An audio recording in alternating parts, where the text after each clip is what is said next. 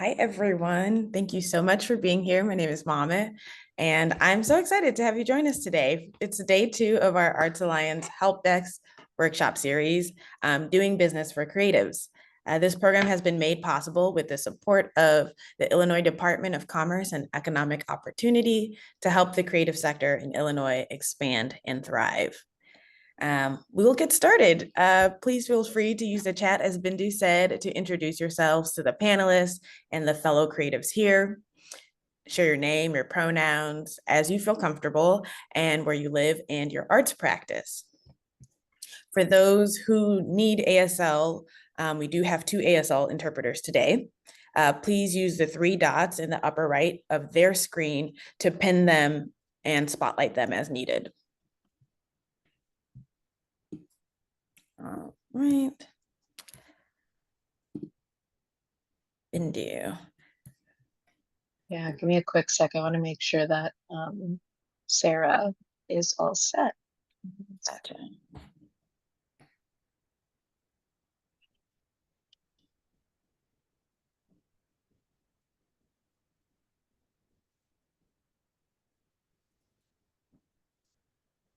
And while we get our presentation set up, I'm really excited to bring you two creatives today.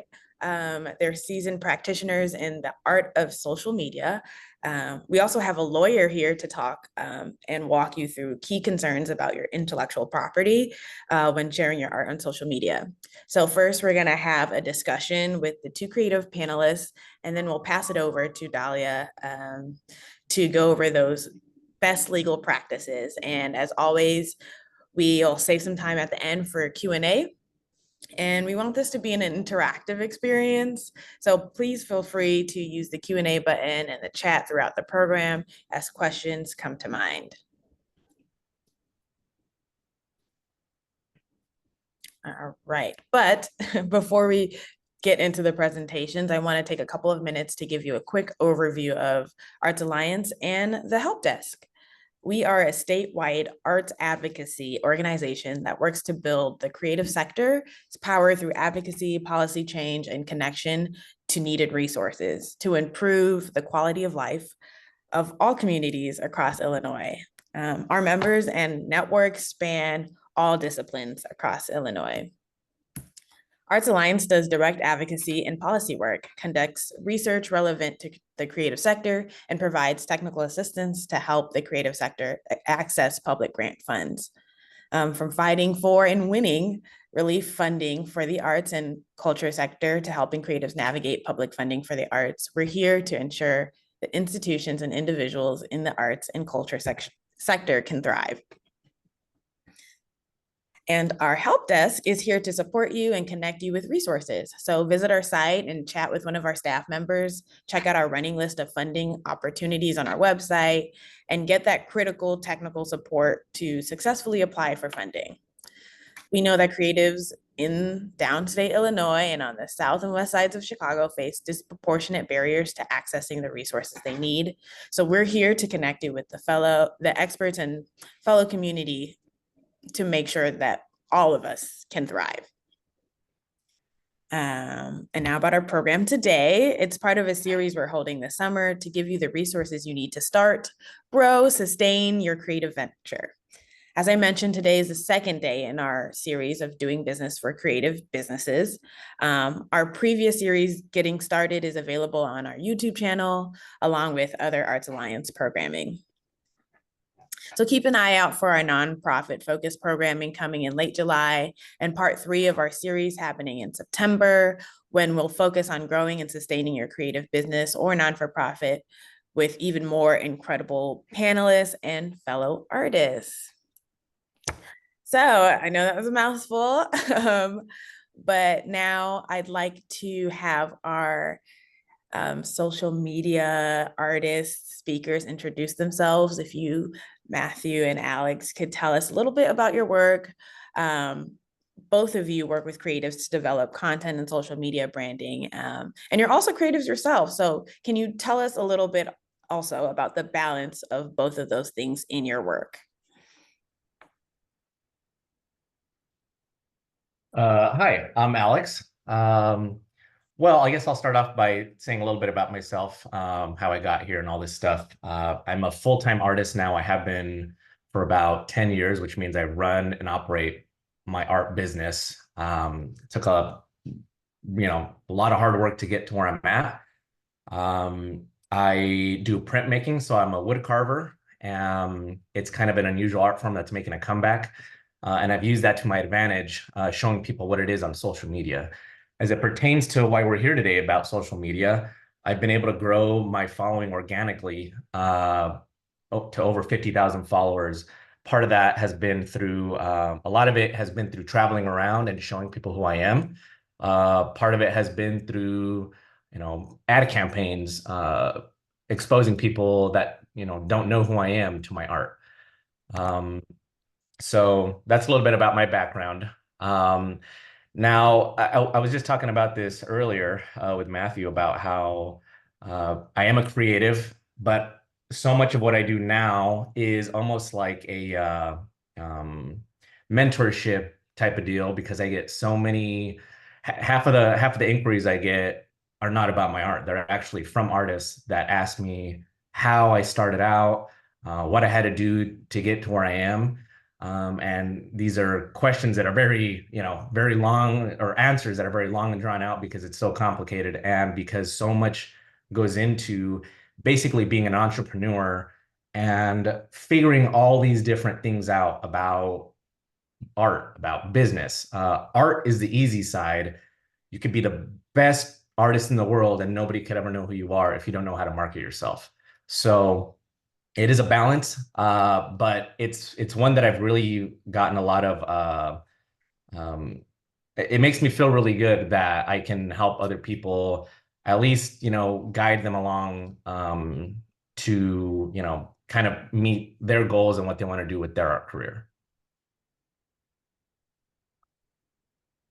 Beautiful. Thank you, Alex. My name is Matthew Manning. I am a writer. I'm a storyteller, kind of by any means necessary and by any medium necessary. I really love collaborating with audacious people and other creatives to make things possible through the power of art in whatever capacity that functions. I started in kind of an architectural path. I was an artist very young, similar to Alex. I, sketched, painted. I would draw. I built Legos, whatever it was. I was doing all of those things since I was 4, 5, 6 years old. Ultimately, that led to a path in architecture. After being in architecture for about a year, I realized it wasn't the path for me. As much as I loved it, what I loved about architecture was more of the theoretical than the literal. It was um, dreaming up big and audacious things and finding a way to build it, kind of getting from point A to point Z. It was less about, adjusting the size of the window on that specific building. And it was more about building community, building movements, and again, using art as a way to do that. And so all of my kind of passions in art, graphic design, which I studied a lot in school, as well as social justice, culminated around what is now Gumbo Media, which is a brand and service agency. We create stories, we create brands, we create products that essentially serve community good. And all of that means that over the last 6, 7 years or so, we have supported over 150 brands with their story, telling their story better. The way we say it is, we tell stories and we help brands tell their stories better. And a big part of that is channel strategy. It is understanding the power of digital channels, whether it's a website, whether it's social media, whether it is video storytelling or whatever it might be, and helping folks use those channels and those vessels as a conduit to amplify their own story, their own value, their own worth. And so that's a big part of what brings me here and what I'm passionate about helping others do. In terms of balance for me, there's a difference between the professional balance and the personal. Personally, I've had to, and we'll get into this later with some of the questions, but I've really had to grapple with how to best use social media for myself, because I also don't want to get caught into the throes, and it's so very time consuming at times. And so what does it look like to strike that balance where I can honor it in a way that honors me and who I am and what I care to share with the world, but also helps amplify. And I'm sure Alex could speak to that balance a lot as well. Professionally, I think what we advocate is honest kind of storytelling and truth telling about who you are, whether that's an individual brand, a collective brand as a business, excuse me.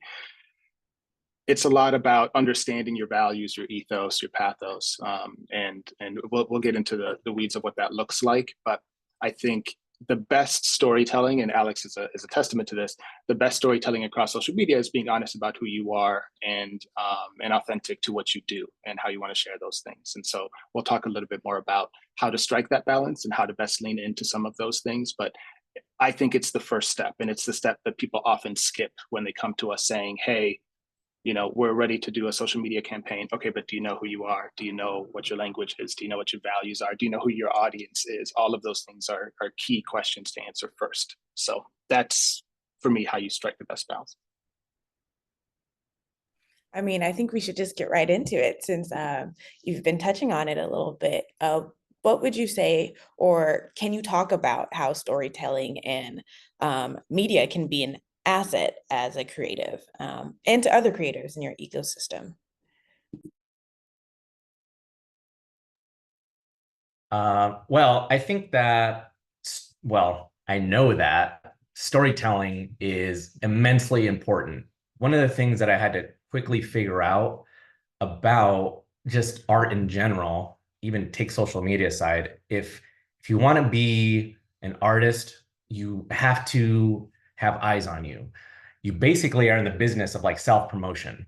So as hard as that was for me to do, because to be honest with you, I would rather not be on social media. I am a very old school person. I am barely on the computer. The art that I do is very, you know, it's a very old art form. But I knew that I had to change that if I wanted to succeed. And the best way to succeed is obviously to be confident, know what you're all about, and project that out to people and connect with people.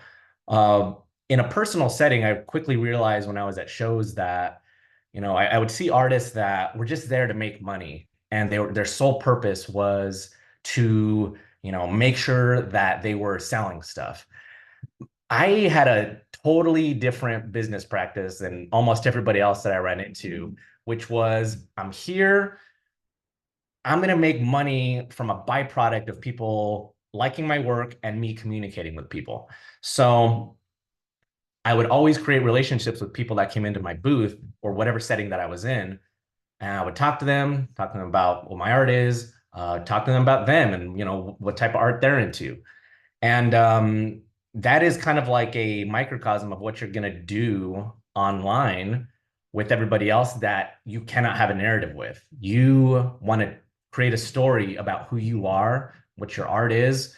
And, you know, it's different from a lot of different industries as the way I see it, because it's not like, you know, it's not like you're trying to sell a car and like and have all these pitches about, oh, what is it going to take for you to get into this, you know, this drawing, this painting, this, what can we do?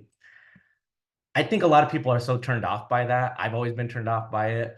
So the best approach, in my opinion, is to just, as I say, you know, be yourself. If you're an introverted person, learn how not to be, because you have to communicate with people. So creating stories, learning how to, because you can't pay people to do this right away. If you know, if you want people to take video of you or whatever, I still shoot all my own video, and I've become, you know, decent at it because it's just been a part of my job for so long. So, you know, figuring out what you stand for, always doing the best work possible that you can in your field, and documenting it is immensely important to getting people to figure out or find out who you are. Yeah, I agree with that. You know, you mentioned storytelling is a really powerful tool. I would actually even take it a step further. I think it's the most powerful tool. I think it's the most powerful tool that exists on the planet for bridging empathy and human connection. I mean, movies, music, concert shows, news, books, social media, all of these are the zeitgeist. They are the social capital that drive culture, that drive the world, that drive our actions and our movements, sway the way we feel about things, sway the way we connect with each other. It's incredibly important. And so I think the question that I think we're confronted with then is how do we find our slice of that and how do we fit into that? Because it can also be very overwhelming. And I think with social media, again, it's best served, in my opinion, when it's an authentic representation of self. So just to talk about what that means to me. There are many things that you could add to this list, but there are 4 that I kind of thought through and called out. One is about ethos and pathos. Ethos is essentially, what do you care about? Pathos is, how do you communicate what you care about and make others care about it too? And the pathos piece, I think, is the best way to make other people care about the things that you care about is to just be authentic about the way that you care about it and why it's important to you. If you're, so I'll go to the next one, which is values. I think values is how we communicate it. A brand to me is a lived expression of a set of values. And I'm not just talking about transparency and equity and all of these kind of buzzwords that go around. We need to be able to define for ourselves what those words mean to us. And I also think it's important that we think about the things that make us unique, the kind of eccentricities that live within us. So if I am very witty, I'm not, but if I'm very witty, I want to make sure that that is part of the tone that I use to convey the work that I do through social media. If I love comedy and I love to laugh, so some of you mentioned that you were part of like arts organizations, for example. Maybe you are all, comedy and laughter are a big part of what you do. That's a really great value to have. It's an untraditional value, but it's a great one because it characterizes who you are as a business. It characterizes your presence. It characterizes your day-to-day work behaviors. And I think those are the sorts of things that you use to help communicate your ethos and pathos. Make sure that the value set that you live by on a day-to-day basis feels expressed actively and feels thought through in the way that you package your content and your stories. A third is audience. If you're trying to speak to everybody, you're likely not speaking effectively to anybody. And so it's really important, and that's not to say that your content can't be valuable and accessible to everybody, but you still need to come at it with a sense of purpose and a sense of focus. There is a particular audience out there that is looking for exactly what you want to share and what you want to offer. That is a powerful thing. So the way that I would encourage you to think about it is to frame your social presence as a potential home for the people who are looking for what it is that you offer. Be specific about who it is that you're trying to reach out to. That's both about demographics, in terms of age, in terms of location, in terms of intersections of industry, things of that nature. That's also about interest. That's also about things like values, et cetera. And the third is capacity. Think about what your honest capacity is in terms of storytelling, especially in social media and other digital means. When I was in school, when I entered my undergraduate degree in 2009, social media was just emerging as a field. Facebook had been up for a little bit, but Instagram was just emerging and all these tools. Now, if you go back to school, it's an entire major, it's an entire field of study. And so there's a whole industry built around social media. And so if you're overwhelmed, it actually speaks to your understanding of how important and how vast this field is. If anything, I think it shows a level of respect for the field. And so when I talk about capacity, it's about understanding what you, either as an individual or as an organization or however you approach it, are able to do, what you have the capacity to do. One tool I often think about is snackable and stackable. And I'm sure this is something Alex probably does as well, but if your content can be snackable, it's easy to digest. It doesn't mean all the content has to be that way. I also believe in long form storytelling, despite what social media trends tell you. But make sure it's easy to digest. It's also easy for you to create and generate. It should be generative. If it's something that is kind of done in a vacuum, then you're pouring so much time and intention into something that isn't replicable. And that comes to the stackable part. Make sure that it's stackable. Can you continue to build on the things that you're doing? Can you serialize it in a way?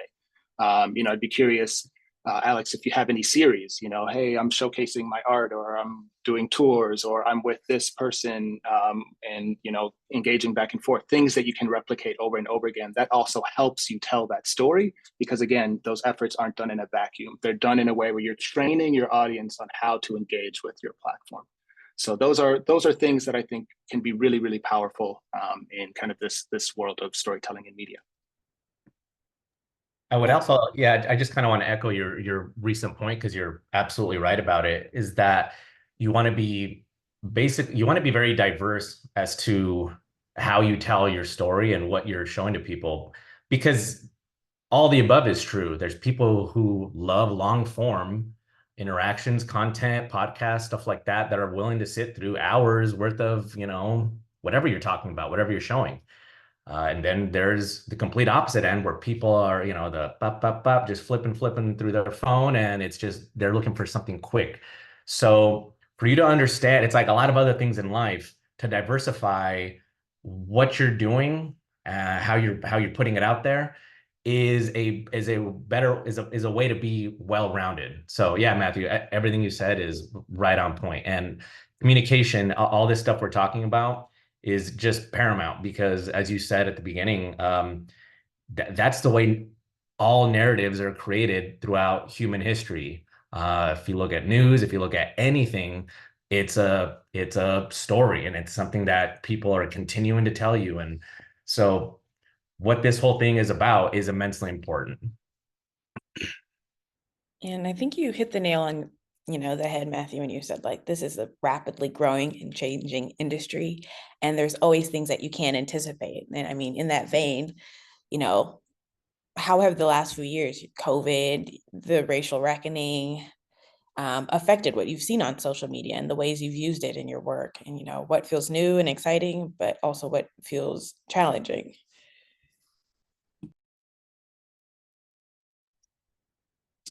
Yeah, it's a great question. Again, I think there's a personal way to answer this as a creative myself, as a writer and storyteller, and I think there's kind of the advice that I would give to folks who are looking to brand their own work at various levels of visibility.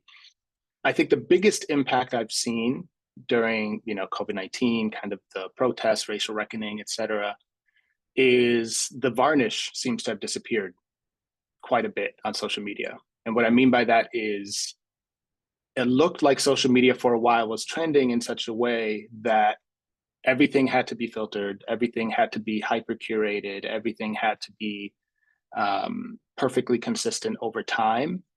And things that I hear more and more often from audiences, because I've engaged with a lot of audiences in order to best serve the brands that we're supporting, is that they really just want the things that resonate with them. They don't really care too much what it looks like or feel, well, they care what it feels like, but what it looks like, how it's presented, the format, et cetera. And so, I personally still have kind of a curated approach to the way that I tell stories. That's for me. That's how I feel most comfortable delivering things. I've looked at that, Alex's work. There's a level of consistency there in terms of how things are presented. So it's not to say the curation isn't welcomed and isn't important, but it's not an essential item. And I think for a while, social media was trending that way. So that varnish has disappeared quite a bit. And I think what that does is it actually opens space and opens room for a lot of different people, a lot of different forms of storytelling to be viable. Just be authentic. Speak to the things that matter to you. Present them in the way that resonate with you. Yes, there are trends that are helpful to lean into. Video performs really well. People like hearing your voice. People like seeing more dynamic content. So if you care about those things, then certainly you can lean into them. But I think more than anything, find kind of what suits you best and deliver that to the world. So that's certainly something that I've seen shift quite a bit, was the kind of the polish of social media. People are, I think, more drawn today to the things that resonate with them more than they were maybe 5-6 years ago. And I think I've seen the diversification and even the breakdown of kind of the curation around that content more than I did in the past. So I'd be curious, Alex, to hear if you have noticed that as well, or what other observations you've made.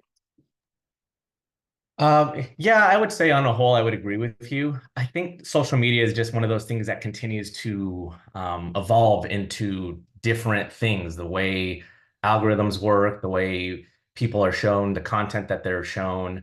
COVID for me was a really interesting time because prior to COVID even happening, I was living in Colorado and I had been doing a ton of traveling. And I was kind of like at the height of my art career in the automotive industry. I was doing a lot of work for a lot of big names.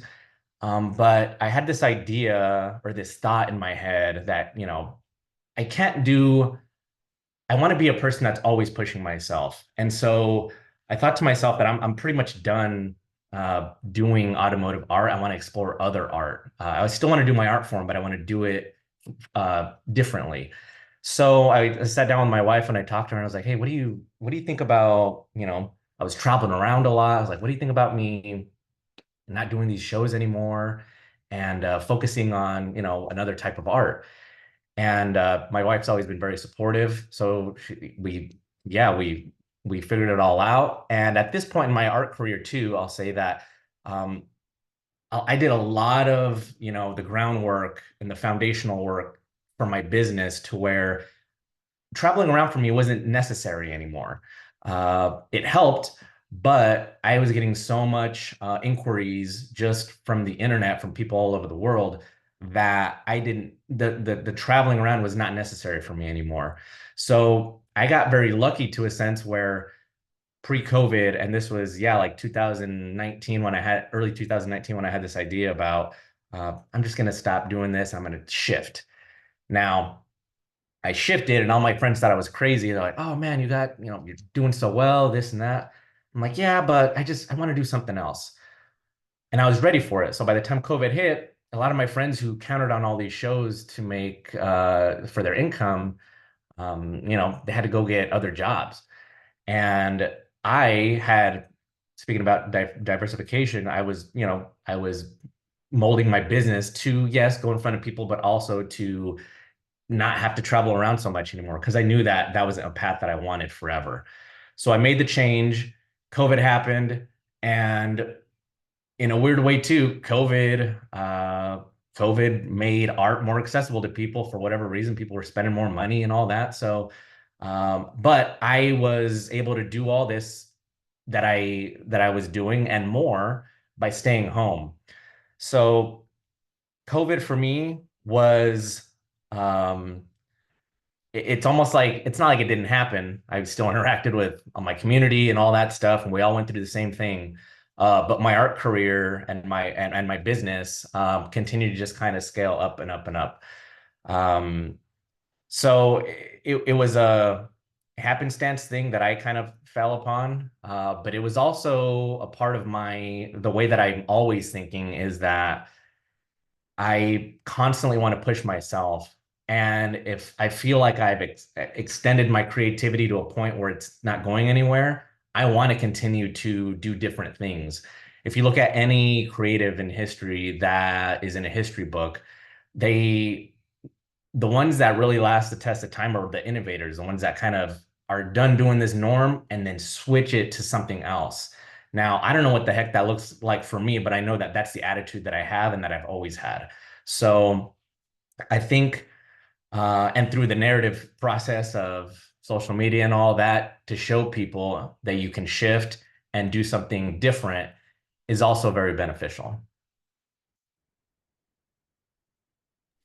I mean, we've touched on this a little bit throughout this conversation, but if you too could expand more about, ways you found to cultivate, an offline community and any advice you would give to creatives trying to think about balance in their use of social media so that it can be sustainable because, some say it's a bubble. Will it burst?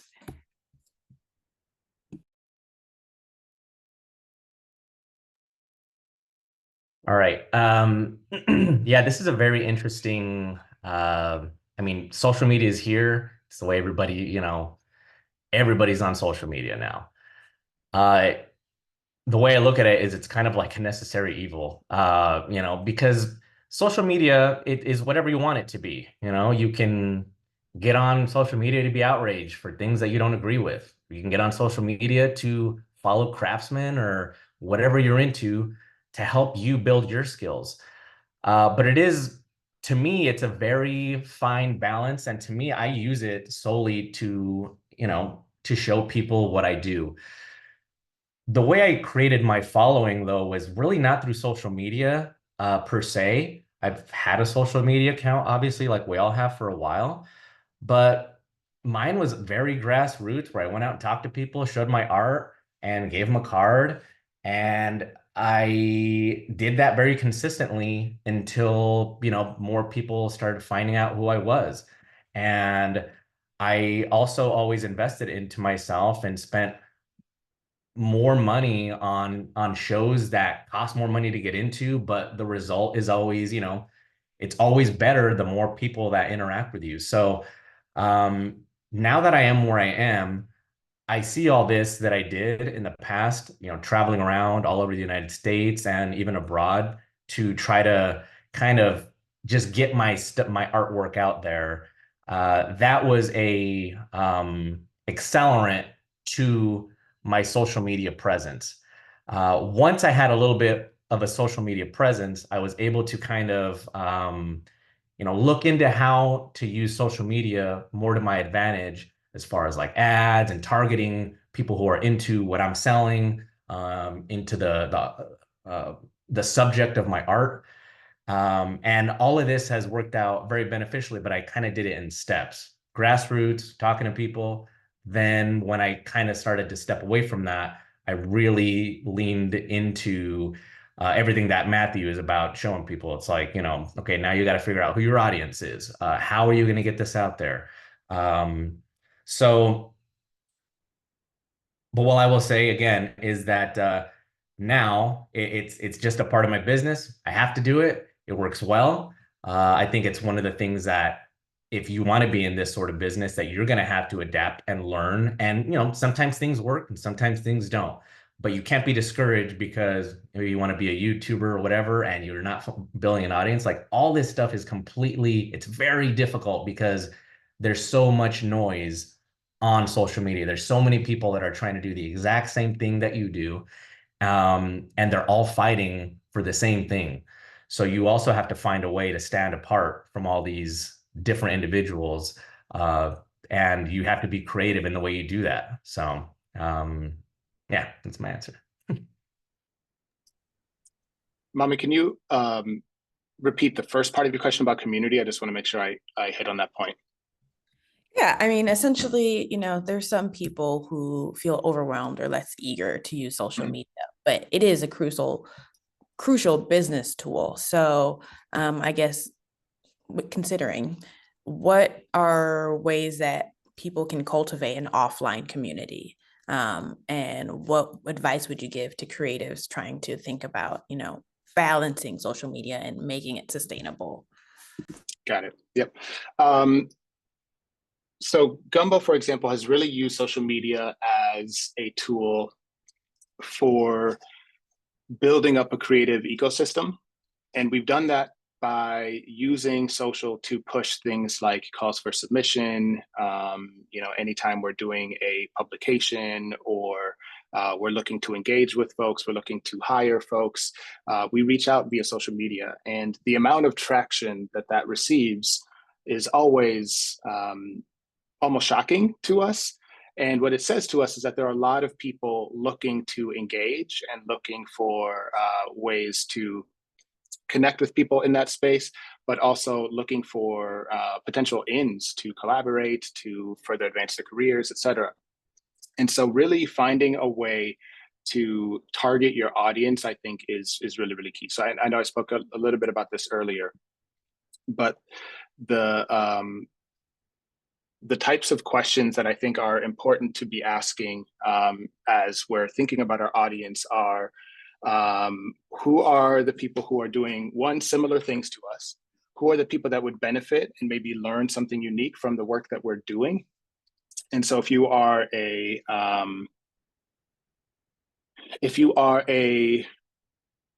graphic designer, for example, there are ways in which your work could actually serve other folks who aren't just in graphic design. So the work that we do, for example, is really helpful to a lot of different artists and agencies because we also package a lot of our work as tools that you can pick up and utilize yourself. And so find all of the different audiences that would benefit from you being out there and knowing your work, being able to engage with your work. And then I think the capacity piece, again, is really, really key. what are the unique ways that you can kind of push yourself out there? It's going to be important to, define your goals, to select the necessary tools. All the tools are also very different. So that's one thing to consider.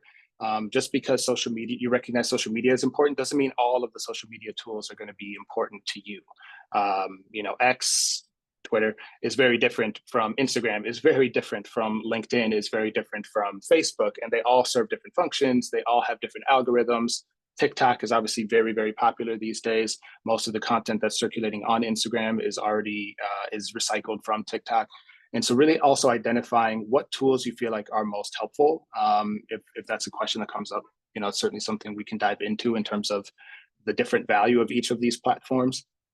And then identifying kind of a competitive analysis, I feel like is also important, right? So who are the others that are doing similar things to you? And what are ways in which you can find something unique to say and something unique to do in that space that presents some other level of engagement that connects people in a new way. And that's not to say that everything always has to be original, but you want to be able to stand out. And that might actually be an easier way to expend less energy in the space instead of churning things out that are going to be, overshadowed by what others are doing. Find a unique way to bring about that content or that message, that story into the world. So doing kind of a competitive analysis is really important there. And then there's simple things you can do. I mentioned kind of the snackable and stackable content earlier in terms of capacity, understanding ways to create easy content that is also repeatable. But things like building a content calendar can help a lot. And these are things that we do, by the way, as well. So if you want help thinking through that, if you just want to sit down in a session and do a deep dive, please feel free to reach out to me. I can make sure you have my email. But building out a content calendar can be really helpful for building a level of consistency and repetition in the work that you're doing. Every Monday, I'm engaging with community. Every Tuesday, I am posting my newest work. And it obviously varies depending on what it is that you're representing, whether it's an individual or an organization. Every Friday I'm going to do a deeper level of engagement, whatever it might be. And there's a lot of trends that speak to, time of day, that speak to day of the week for how and when to engage around these things. What I would also say is just providing yourself some grace in that. If you're building a content calendar, if you are getting very specific about how you're posting and when, it's also important that that's a baseline, not necessarily the rule. Things should be malleable. Things should be able to shift. You should be able to share what's on your mind. You should be able to share what might be topical that you want to speak to. We know that there's a lot of topical things happening in the world today.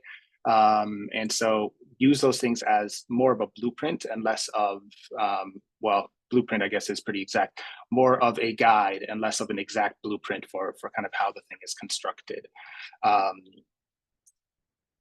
How you're creating and posting the content is also valuable. So there are a lot of tools out there, free tools like Canva, that provide a lot of great resources for folks. Canva is very well known at this point. Being in the graphic design space, I've seen the growth of it and the rise of it very quickly, to the point where agencies, Gumbo included, actually use it, largely because we don't want to build assets that are in a vacuum for our clients. We don't want to just build things, hand them off, and then they can never repeat them. They can never recreate them or customize them for themselves. We want to make sure that they have full command and agency over the assets that we're providing. And you should be able to do that for yourself as well. There are tools out there, there are templates out there where all you have to do is drag that photo in, swap out that line of text and that header, and things are customized to you. Swap out those colors. And so finding the tools and kind of creating an ecosystem of social media generation for yourself that works and suits you and your work, I think is another important thing to do. And the final thing I would mention is just engaging with your audience. That goes a long way. Alex talked about doing this. One, just in person, engaging with people over time is maybe the most powerful tool we have, but finding unique ways to engage with your audience. Questions and prompts go a long way. It encourages people to get involved. It encourages people to dive into your comments. Also being prescriptive when you're doing those things. Let people know what type of engagement you want from them. Don't assume that they're going to figure it out or explore it themselves, because people's attention spans are so short. You have to really be prescriptive. You have to be direct with people. Comment, on this video. Let us know what you think. What is your perspective on XYZ question, right? Like, be direct with people. Let them know what type of engagement you want. Don't be shy about those sorts of things. I'll add one more, which is just performance tracking over time as well. Be malleable. Be willing to adjust and shift your perspective on things based on how certain things perform. If you see that a video performs really well, if you see that a photo of yourself performs really well, my wife always kind of jokes anytime she posts something of the two of us together, it performs really well on her page, and she really enjoys that. And so she's trying to get more of that content out. And so, your audience is going to be drawn and attracted to specific types of things. And so also just study over time, test things out. Don't be afraid to, I'm a perfectionist, so I struggle with this, but don't be so much of a perfectionist that you actually hinder yourself from just trying things. Try stuff. It's a playground. Figure out what works, figure out what you like, figure out what your audience likes, and then you can refine those things over time. So those are a lot of different things that I spoke to, that Alex spoke to, so that can add to the feeling of overwhelm. But these are all things that I think you should be doing to just try to figure out over time the easiest, most seamless, and most repeatable way for you to have a presence. It doesn't have to be overwhelming. For me, for example, just a personal example, and this is why I say it's different kind of between me and the business advice we give. I realized that I was getting really overwhelmed by the amount of attention I had to show on social media. And so I made all of my content black and white because I like the way it looks, and because it doesn't matter if it's 3 days between posts or 3 minutes between posts or 3 years between posts. It's going to look and it's going to lock in, it's going to feel good, which for me, again, that curation is important. It's not important for social media at large necessarily. And it gave me permission to post when I felt like posting, as opposed to just posting for the sake of feeling like I have to, if that makes sense. And it made it much easier for me to exist and coexist with social media, and to use social media as a vessel for the content that I push out. So now when I push out a story, when I push out a video, whatever it might be, I do it kind of in my way, and it just kind of slots into my formula. But it took me a couple of years of experimenting to figure out what my formula was. And so I think my biggest advice would just be to start experimenting, figure out what you like, figure out what your community likes. If you like long form content, then find a way to get that out there. One other thing I thought of actually is that in terms of attention spans, the header, so to speak, is really, really important. Attention spans are low, so put your most dynamic content, put your biggest, kind of header and banner, whether that's text, whether that's visuals, whether that's video, put those things, front load those things in your slides, at the top of your post. Make sure that the thing that is the most dynamic and most captivating about what you're doing is the thing that's most visible, if in fact your goal is to get as many impressions and eyeballs as possible. If that's not your focus, then that doesn't have to be part of your curatorial style. But yeah. Wow, thank you, Matthew and Alice, for sharing all those gems. There will be time to ask them more questions during our Q&A portion. And also this webinar will be recorded and posted on our YouTube page. We'll post some of the details of that in the chat later. But I'm going to now pass our conversation on to Dalia to offer a lawyer's perspective on social media. All right, I get to do all the fun stuff, and it can be fun. This is a really interesting and developing area of law. Let me pull up my PowerPoint. Okay. So I'm going to be covering kind of the legal best practices in social media marketing, and it's going to cover marketing in general and legal pitfalls. Feel free to interrupt me at any time. I am happy to pause as I'm speaking. So a little background on me. I started my firm when I was in my early 20s, right out of law school, which meant that I had to find a niche or an area that people would pay me to advise them on. And in light of my age, it seemed that social media was a good idea, and that's proven to be true. My firm was founded in 2005, back when MySpace was probably still the most popular social media platform out there, and evolved to alongside, I guess, Facebook, and then all the new things that came. YouTube became more prominent, Snapchat, TikTok, Instagram, so on. The firm primarily handles these areas of law: trademarks, copyrights, defamation, business, corporate issues, internet and social media, and entertainment. A lot of these areas of law overlap, and I will be covering kind of the most important in this presentation and then tying it to why you should care, and how it relates to your online presence and your social media usage. All right, so first and foremost, your brand. All of you, regardless of what kind of industry you're in, what kind of art you do, whether you work for a nonprofit or you work for yourselves, you are developing goodwill in the name that you are using to sell your goods and or services, your art or your art related services, which is why it's crucial to protect that name, both federally and then also online. But let's be clear and understand the difference between a trademark, a copyright, and a patent. Many clients who call me use them interchangeably, and that you should not do that. As creatives, you should probably already be familiar with what copyrights cover, which I will go into more detail, as opposed to what a trademark covers. And trademarks are really what you are seeing here on the screen. It's this logo, it's this design, it's this tagline, it's this product packaging that people come to readily associate with your specific business. So on a smaller scale, if you are, XYZ greeting cards, then I know I'm buying an XYZ greeting card because that's the brand that I see on the label. There is a difference between a common law trademark and a Circle R, which is a registered trademark. After this presentation, you might be more hyper aware of seeing a TM versus a Circle R. The TM, you guys can put on anything you're doing right now. And in fact, you should be doing it right now because that tells people, hey, back off. I'm developing my common law trademark rights, and you should be aware that I'm using it, and therefore you should not use anything that's close to mine.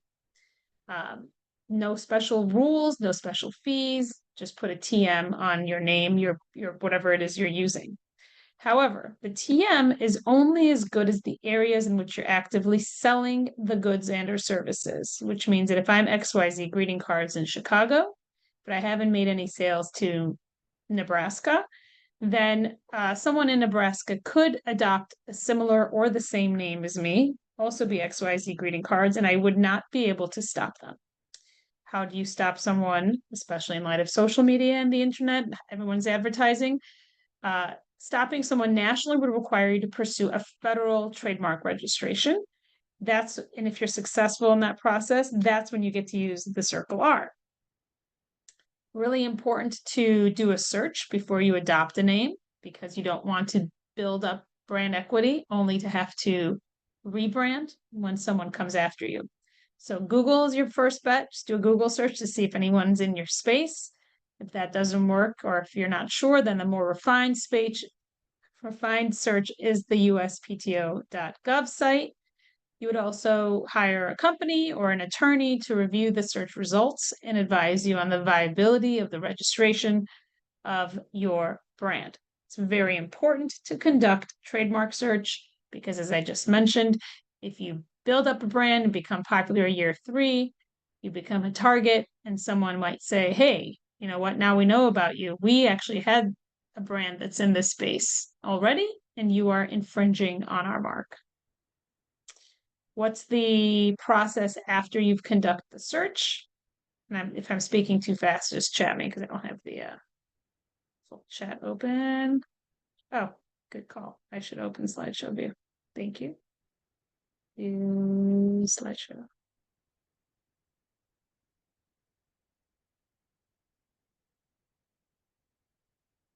Okay, sorry guys.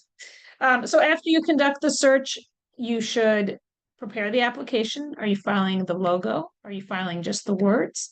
Have you used the mark, or are you intending to use it? How are you going to describe the goods and services? What classes do your marks fall in?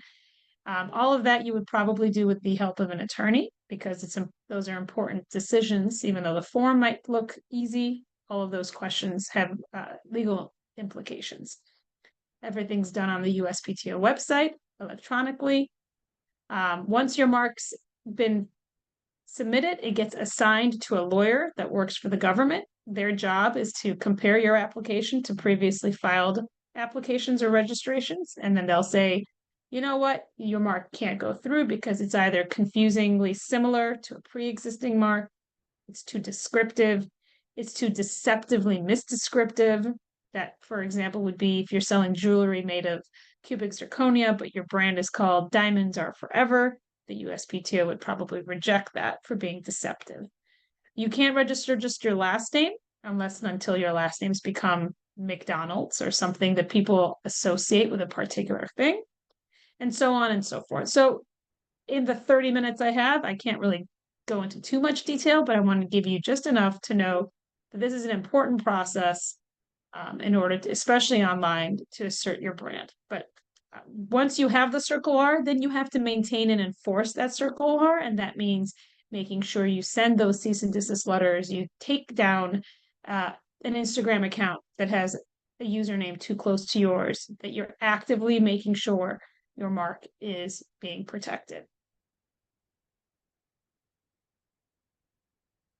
All right, so special considerations. The trademark's really helpful, to kind of make sure you capture as much digital real estate as you can. So even if you don't love social media, you don't know how to use it, at a minimum, just go get the account so that someone else doesn't squat on it or someone else doesn't use it for a product or service that's not affiliated with you. And so people can find you and know that that's you, and then you're not going to have to go try to chase somebody else down. An IP takedown is most social media platforms have a form to fill out. For copyrights, it's specific. It's under the Digital Millennium Copyright Act, but they also have some for trademarks. And so if you are XYZ greeting cards and you see someone else has XYZ greet and they created it because they knew you were successful, then you can use that trademark registration to go to the social media platforms, use the correct form and say, hey guys, we have the registration here. They can't be using this.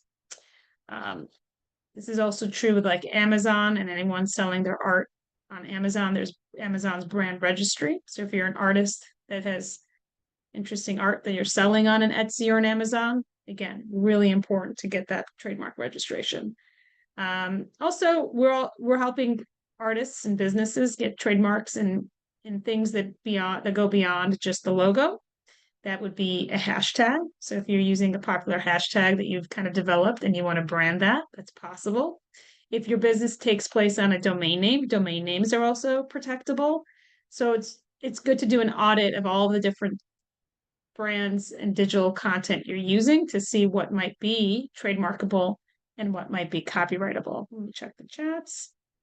Okay.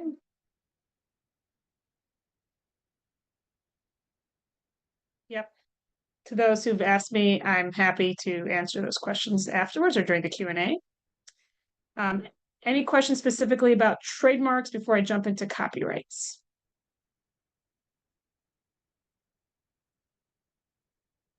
Okay.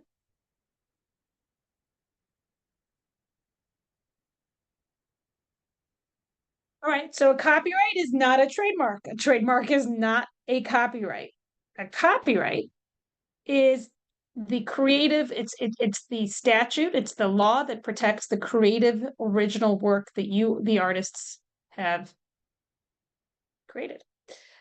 These are some examples from one of my clients that sells art, but really a lot of things can be protected under a copyright. These are the elements of what is protectable. First, you have to fix the work in a tangible medium. You have to be able to read it, see it, hear it. So me speaking right now, if this wasn't recorded, that would not be copyrightable because my words are ephemeral. They need to be fixed. So the recording of me speaking is copyrightable, but me speaking by itself is not. The work must be original. So we've gotten rejections when it's been a chart or it's been like a formula.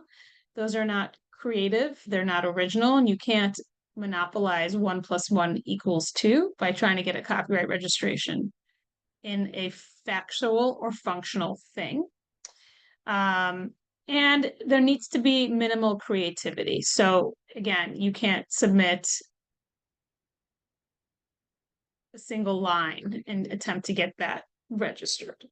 Now, I know there's a lot of fine art that is just blank white walls, but for the most part, that these are the 3 things you have to meet. Pretty low threshold, but it is a threshold. All right, who's getting copyrights? Well, obviously all of you as artists, but it's not just an artist in the traditional sense. We've got designers in their sculptures. We've got designers in graphic design, photographers of the photography, musicians. Music is its own area of law that has multiple layers of copyright protection, both for the underlying composition as well as the recording of the music. Authors, obviously, for books and movies, etc. And then, of course, you guys are business owners. So you might have marketing collateral that you have created to sell your art or your services. That is also protectable. We bring lawsuits against overseas infringers all the time when what they're doing is selling, not only maybe copyright infringing the art itself, but they're infringing the photograph of the art. So we have 2 different ways to go after them. Not only are you're infringing on my design in the art that I have, but you're also infringing on the photograph of the design. So there's different tools you can use to try to get these infringers to stop. I got a question from Julie about fashion designers. Fashion designers fall into this weird category where the actual fashion pattern of the clothing, the design, is not copyrightable. And the policy reason for that is that it's art clothing is considered to be a functional thing. And so there's only so many ways you can make a shirt with sleeves. And that's why you see fast fashion ripping off, luxury designers all the time. However, the print on the fabric is protectable. So if you've got a unique art that you screen print on a design on a shirt, absolutely protectable. So fashion designers' best bet is to trademark their brand, because a Hanes t-shirt or an Armani t-shirt may look exactly the same without feeling their quality, but if they might look exactly the same, but consumers will readily make a purchasing decision by just seeing the label. Do you want this Hanes white shirt or do you want the Armani white shirt? Because the brand evokes certain qualities and characteristics. And then, of course, if you've got a particular design that's unique to you, then that would be something you could protect as well, not the underlying construction of the clothing. Hopefully, Julie, that answered your question.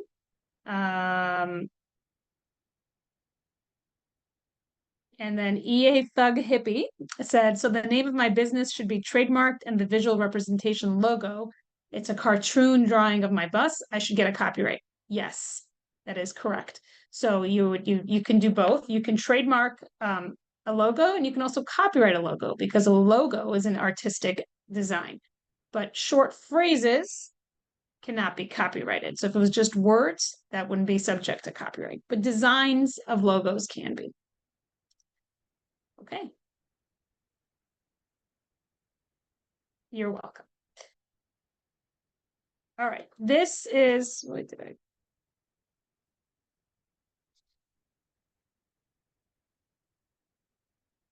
All right. This slide is the most important slide for every creative.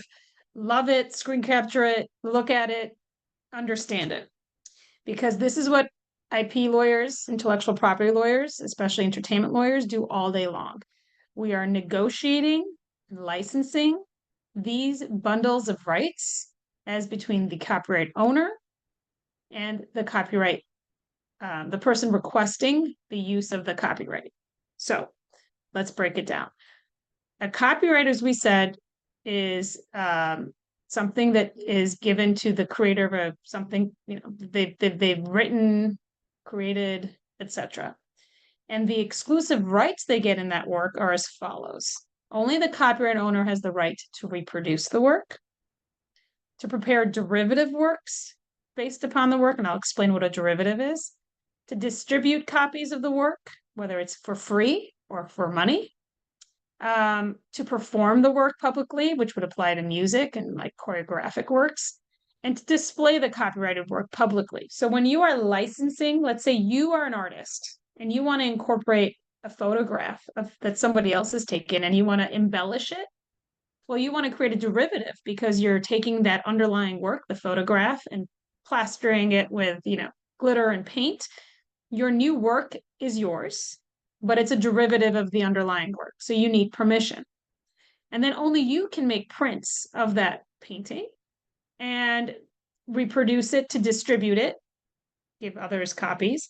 And again, if it's music or something else, perform it. And then only you have the right to display it.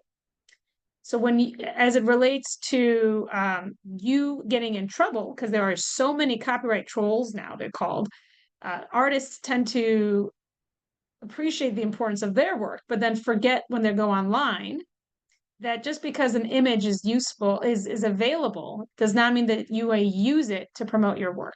Let me give an example. You are a screen printer and you think it'd be cool to take a photo that you saw of some evergreen trees in order to promote your natural collection. I don't know. You find a photo you like that'd be good for your aesthetic and you post it to your Instagram. Well, just because you were able to get it from the internet does not mean that you have not implicated the copyright of that photographer in using the image to promote your work. And it's funny because as artists, you would think you understand this, but a lot of times even artists who are so protective of the copyright get lax when they are in the social media setting or they're resharing content online because they think the rules just don't apply there, but they do.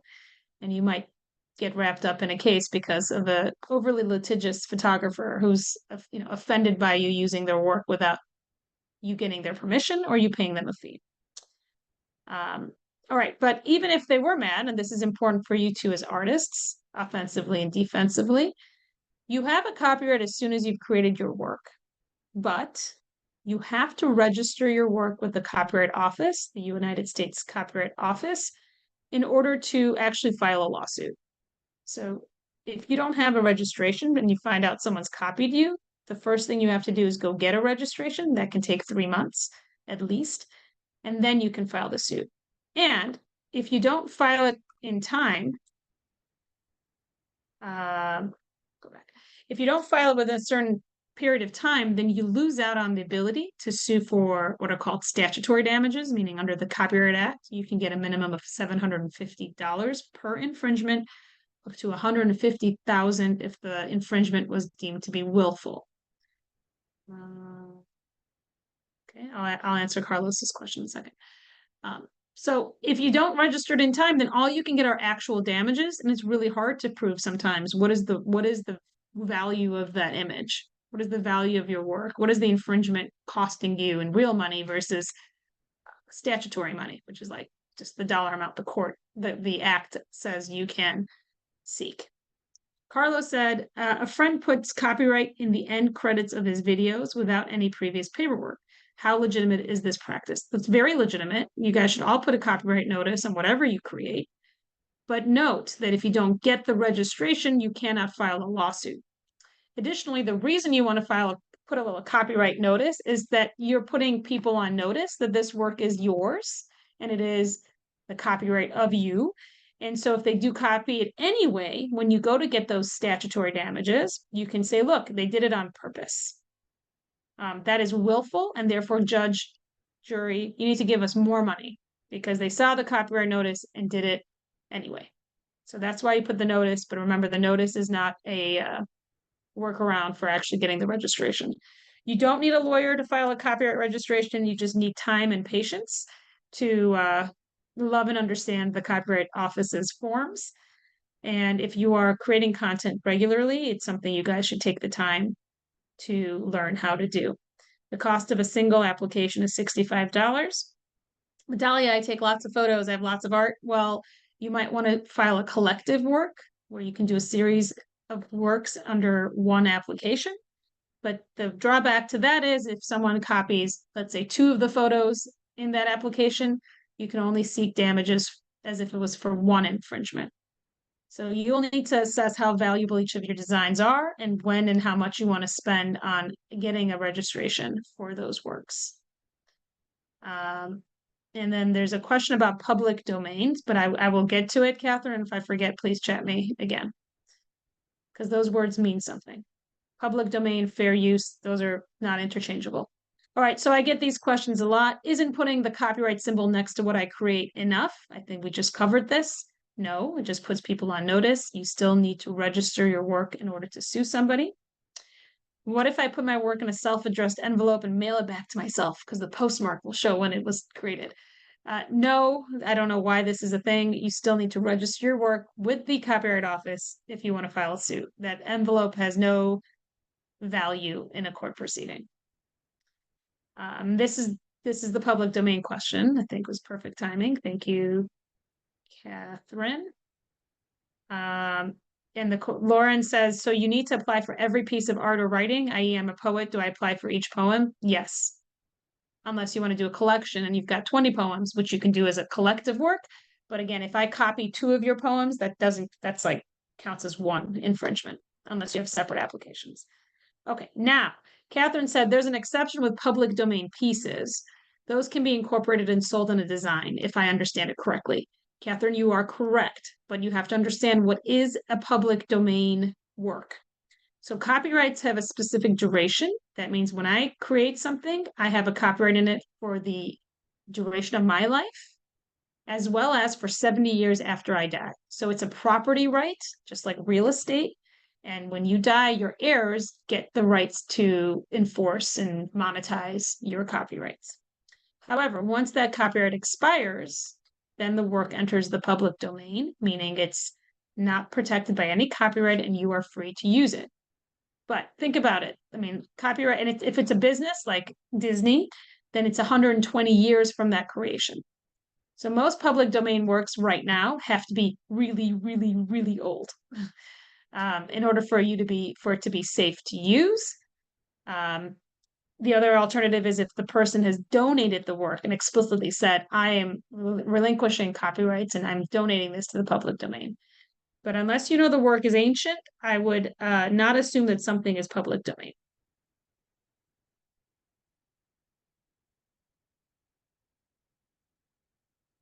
And someone asked, Julie said, what are the rules for using an existing work, such as a newspaper photo, as the basis of a painting? How much does the painting have to differ from the photo? Great question.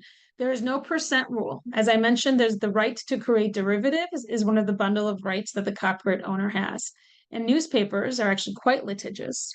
Even though they're reporting on news, they've hired photographers and journalists to create the content. And you are usually not allowed to use that photo without getting a license from the newspaper.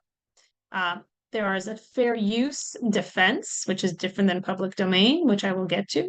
But fair use is a factual question, and it's not a black and white rule. And the court will analyze a number of factors in deciding whether or not your copyright infringement is going to get a pass, because there's a overarching kind of like policy reason for you to be using it in a fair manner. And that's usually, is it for a single artwork? Are you making, is it a transformative use? Meaning, have you changed the nature and purpose of the underlying image to tell a different story, to do something different?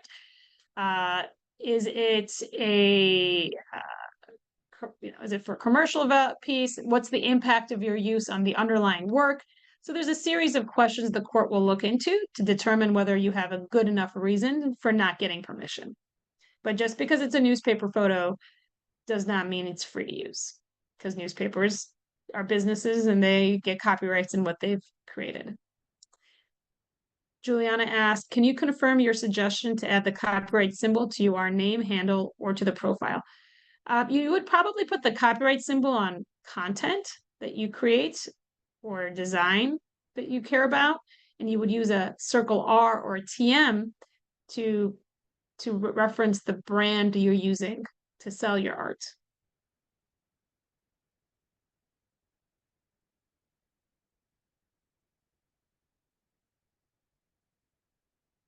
Okay. Make sure I got all your chats. Q&A. Okay. All right. So when do you not have to get permission? We talked about public domain, but there's also if the work is not protectable, right? So you do have to get permission, even if it's a teeny itty bit, because there's no percent rule. You don't need to ask for permission when the work is old, it's expired, and that then it is now in the public domain, or if the work's been donated to the public domain, works that have not been fixed in a tangible medium, like we just talked about. This speech, if it wasn't recorded, would not count. Or works that are consisting entirely of information that is common property. Calendars, height and weight charts, tape measures, rulers, tables, anything taken from public documents. This is also, how much time do I have? I don't want to, Nami, I don't want to go too long because I want to get on to Yeah. everything. I mean, we do have some time for Q&A, so we can save those for, Okay, let me just quickly then so I'll just do this really fast. Work for hires versus assignments, really important. If you're having anybody else help you with your designs, they must sign a document that says you own the copyright to their contributions. I'm happy to answer those during Q&A, but put that as in your notes. It's really important that you have those agreements with anyone that helps you with your work. An assignment is different than a license. Make sure you understand that verbiage. An assignment's like deeding the rights to your designs to somebody else, and a license is like renting the rights to your design to somebody else. So consider it like selling your house versus renting your house, and be wary of agreements that seek an assignment versus a license if you're trying to protect your work. I'll skip that for now. So copyrights are really helpful when you want to use the takedown notice procedure. If your content's on a YouTube that you don't want it up there, if it's on Facebook, someone took it on an Instagram and you don't have the money or desire to go after the poster directly, you can go to the platforms and submit a takedown notice and request the platform remove it. They will do this so that they don't get sued and they're not considered to be also liable. And part of that takedown notice means that the person gets an opportunity to file a counter notice. I have this with Etsy artists all the time. They might have a jewelry design that's popular. It's a way of making jewelry, and then the original artist will submit a takedown, and they'll hire me to file a counter notice that sets aside their fair use or that they don't have the rights to bring this. If you have questions, ask me later. AI is creating interesting issues. We have a whole presentation on AI and copyright, which if you're interested, I can send you the link. But there's so much to cover in this. Right of publicity, high level, you can't use someone's photo to sell your stuff or your art, even if you see Jennifer Lopez, or I don't know why I used her. If Kim Kardashian is seen wearing your bracelet, you can't just take a photo of her and put it on your Instagram. A, you're going to have a copyright issue in the photographer's image of Kim. And B, Kim can say, I get paid a lot of money to endorse product just because I happen to be wearing your bracelet. Doesn't mean you're allowed to put my photo on your page and show that I'm wearing it. Here's two great examples. Dwayne Reed posted, love a quick Dwayne Reed run. Even Katie Heigl can't resist shopping at NYC's favorite drugstore. She sued for lots of money, millions of dollars, because she's like, I don't want to be the face of Dwayne Reed. I never agreed to this. Compared to Pharrell, whose RB tweeted at and said, hey, Pharrell, can we have our hat back? And Pharrell was cool, unlike Katie Heigl. He said, you're all trying to start a roast beef. And the hat, lots of engagement, the hat was ultimately sold for a charity. But same kind of use case. One was a multi-million-dollar lawsuit against the business. One was great engagement. So it's important to have a lawyer on call and be like, should we do this or not? How litigious is the person we're highlighting in our advertising campaign? Social media and influencers, that's the new play. People are spending more money. Businesses are spending more money on promoting via social media than they are traditional methods. Make sure I got email.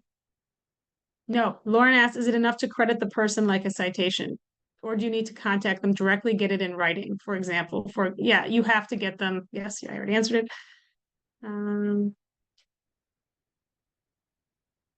Leslie says if we use magazine images as reference materials in art classes and a student makes artwork based on that image and then displays their artwork or even sells it, does that mean that they could be in trouble for copyright infringement?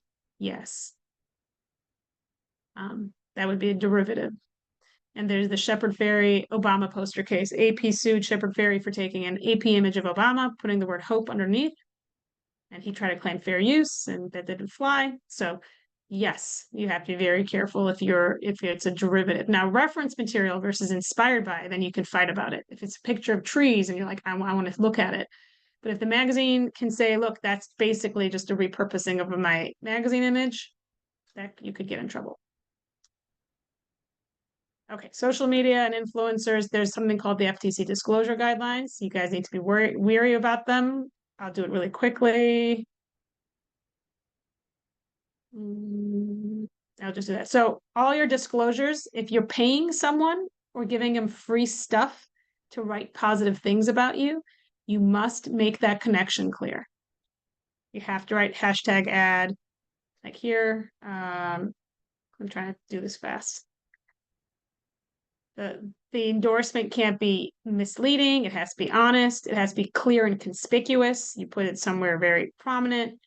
And then here's where she got in trouble for writing this post and not clarifying that she was a paid spokesperson.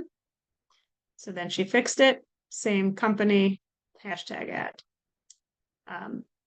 Doesn't matter that it's a platform that's not like it's a video or Snap. You can still put it over the image. So there's been a lot of updated guidelines saying there's no excuses. All social media platforms allow for you to prominently disclose whether the marketing's been sponsored or induced in some way. So much more. Defamation. Someone writes a bad review, call me. We'll talk about it. I think you do have 1 year from filing a defamation claim. So if someone writes a negative review about you on Google, don't wait. If it's truly harming your business, you have to act within 1 year. Another thing I get a lot of calls about when it comes to social media marketing is if you're unhappy with a negative post that's on any social media platform, you're not going to be able to sue this. You can't sue Facebook or any of the platforms. You have to go after the poster themselves, whether it's a copyright infringement issue or it's a defamation issue. They're protected under certain federal laws. You may have heard about Section 230. It's been in the news a lot. That's all you need to know for this part. Okay, I am done. Any questions that I did not answer during the speed presentation? Yes, and I'd like to invite our other panelists for questions for them as well, if you have any. We have a question from Lauren saying, Dahlia, would you be willing to share these slides with us? Yeah, absolutely. I think you have them already here. Or just email me here. Well, you have my info here. Email me and I'll send you a link to the slides.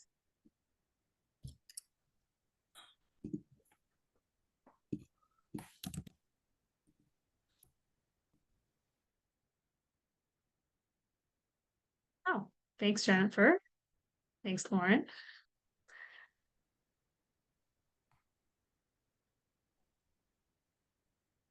That was pretty efficient. You answered a lot of the questions as you were going.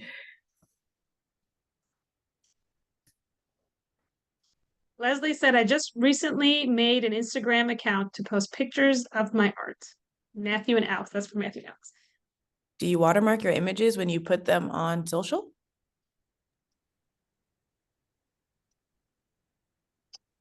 I think that's a better question for Alex, given that he does visual art. My art is more writing, so it's linked elsewhere. I actually do think that's a good one for Dahlia to answer as well, given that it is intellectual property based.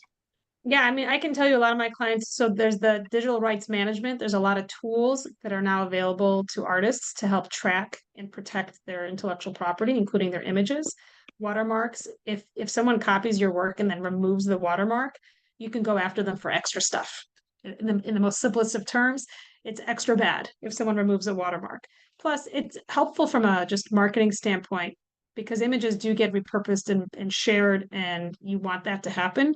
Why not have the disclosures that it's a registered copyright, and the branding that it's a trademark of live with the images. Doesn't have to be obtrusive. It can kind of be a cool part of the image, but I think it's a good idea, and it's part of the IP enforcement toolbox to have digital rights management, which includes watermarks. Yeah, I would say with all of my art, I because social media is so much about videos these days and not even really about pictures anymore. Everybody wants to see videos. After every single one of my videos, I'll have my logo showing that I created it and that it's me. But I do have friends who will put watermarks on their images, on their website, on their social media accounts. And then even, if you go to an art show or whatever, they don't let people take photographs of their stuff too. So it's not something that, and I understand this is important, if you're starting to sell a lot more things and there's more eyes on what you do. But I also understand that it is all these things come with a cost. And when you're a starting art, if you're first starting off, it's understandable that you can't, copyright everything that you produce, especially if you produce a lot of work, if you're a photographer and stuff like that.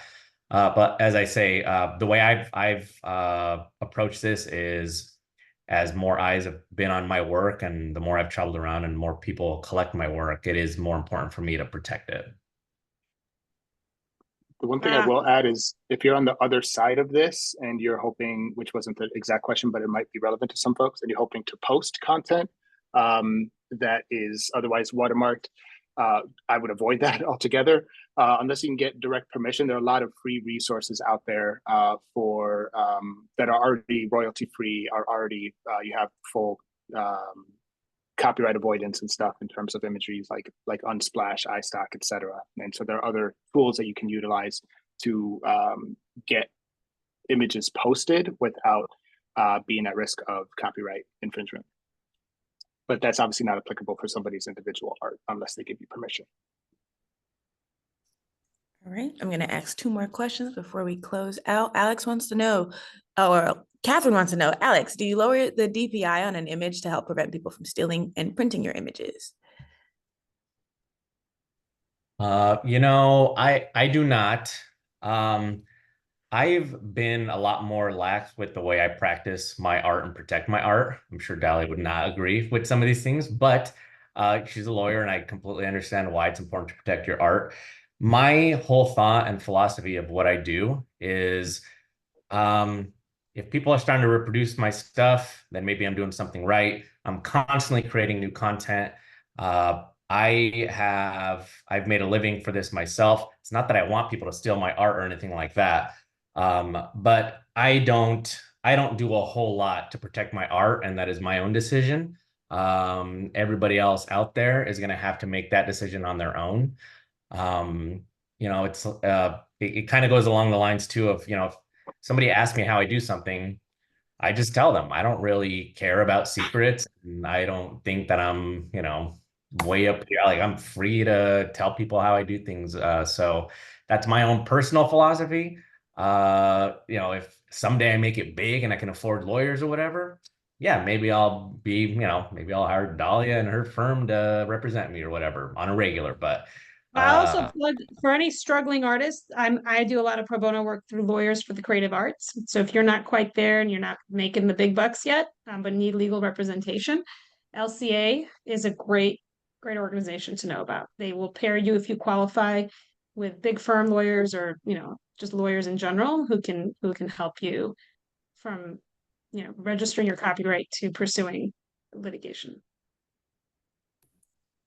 All right, and then the last question I'll ask from the chat is, have you heard of Pick Rights International? They chase people around who've used a picture off the internet that they represent. They're trying to charge me money for 2 pictures I used. I took them down.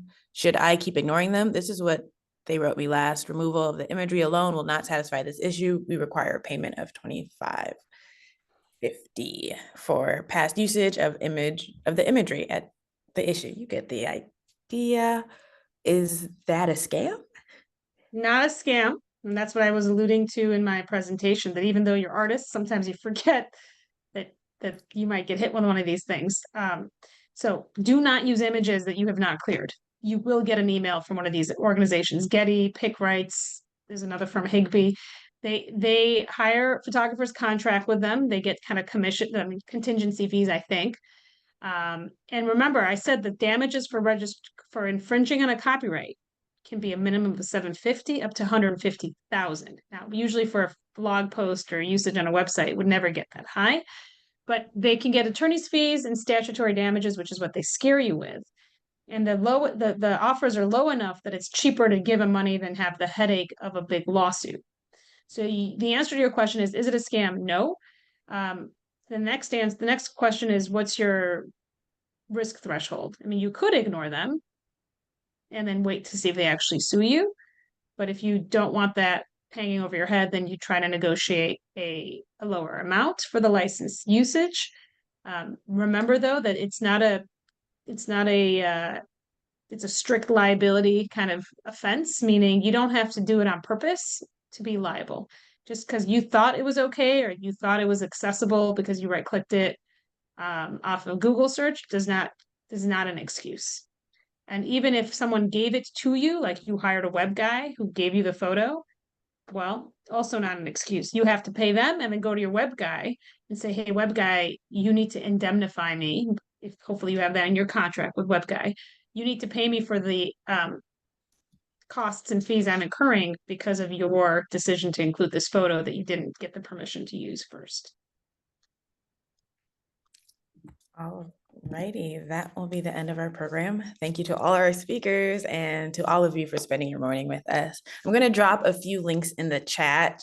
Definitely sign up for tomorrow's workshops on contracts and insurance. It's the final day in our series. Here's that link. And if you have any questions that come to mind later, you can send them to us through the help desk with that link. There is a recording of this program and it will be available on our YouTube page shortly. And you can eventually find this program and past programs here. And we definitely want your feedback. We've already got some in the chat, but please take a couple of minutes if you can to take our survey so we can improve our programming. And we have lots more exciting programs coming from our help desk. From July 23rd to the 25th, we're continuing this series on doing business for creative nonprofits. And in September, our Sustaining and Adapting program will cover expanding your venture, adapting to things like AI and virtual audiences, and possibly looking to pass the baton to someone else to keep the organization going. So stay on top of all of our programming. There's a ton of stuff by signing up for our newsletter, and you can sign up for that with the last link I shared. And I hope you can join us for more of these programs. Thanks again for being here. Thank you so much to all of our amazing panelists. I know everyone learned so much. I did as well, and everyone have an amazing rest of your day. Bye, guys.